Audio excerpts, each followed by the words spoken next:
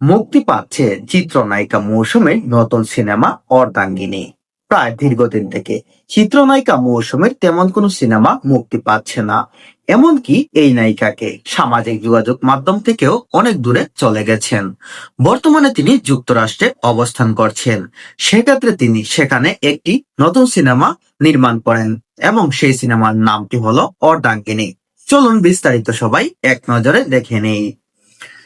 ঢালিউডের দর্শকপ্রিয় চিত্রনায়িকা মৌসুমী দীর্ঘ ৩ বছর ধরে যুক্তরাষ্ট্রে অবস্থান করছেন। সবশেষে তাকে দেখা গেছে সোনার চর নামের একটি সিনেমায়। অভিনয় এখন খুব একটা করেন না বললেই চলে। যুক্তরাষ্ট্রে থাকার সুবাদে সেখানেই এই অভিনেত্রীকে নিয়ে অর্ধাঙ্গী নামের একটি সিনেমা নির্মাণ করেছেন সৈয়দ আল ইমন, মানে চিত্রনায়িকা মৌসুমী।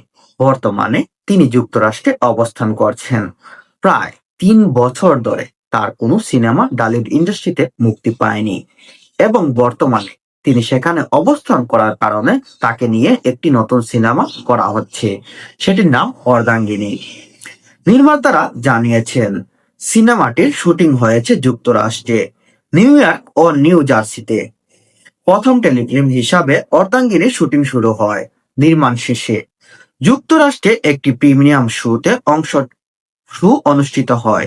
সেখানে সিনেমাটির দৈর্ঘ্য ছিল ১ ঘন্টা ২০ মিনিটের। সিনেমাতে প্রথম টেলিফিল্ম হিসাবে নির্মিত হলেও পরে সম্পূর্ণ মাধ্যমে পূর্ণদৈর্ঘ্য বাংলা ছায়াছবির রূপ দেয়া হয়।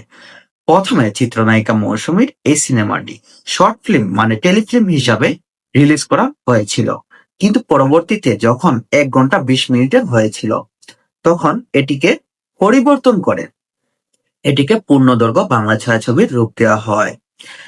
নির্মাতারা আরো জানিয়েছেন ২০২৪ সালে একটি মুক্তির পরিকল্পনা ছিল, কিন্তু দেশের রাজনৈতিক পরিস্থিতি ও যুক্তরাষ্ট্রে হল প্রাপ্তিজনিত জটিলতায় তা সম্ভব হয়নি। যুক্তরাষ্ট্রে এইটি ২০২৪ সালে রিলিজ দেওয়ার কথা ছিল, কিন্তু হল জনিতার কারণে এটি রিলিজ দেওয়া সম্ভব হয়নি।